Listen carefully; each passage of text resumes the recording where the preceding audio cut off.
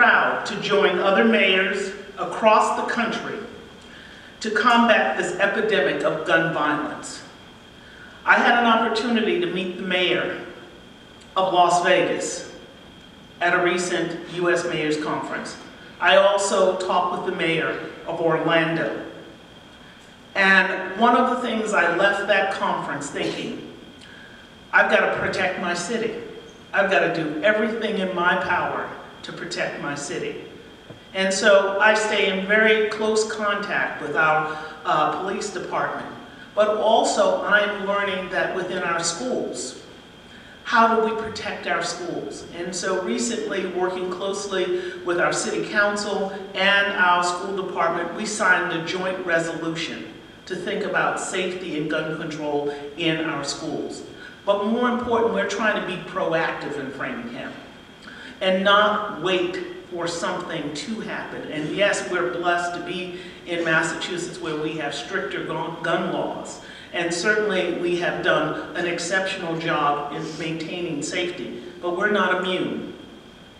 And that is something that I think very clearly about and want to be much more proactive about. I'm not going to reiterate a lot of what was said by our legislators who covered a lot of ground, whether it be laws, whether it be initiatives in Massachusetts, or at the federal level. What I can say at the city level, we have to be vigilant. We have to be vigilant in our classrooms, as teachers, as parents. If your child is struggling, if you see a child struggling, you know, we need to make sure that we're getting more help. Children are being much more proactive in terms of how do they stop bullying in schools, and making sure that, yes, there is that child that may be on the fringe. How do you bring them into the fold? So those are the kinds of places I think as a community we can be much more vigilant about, and the things that we can do much better.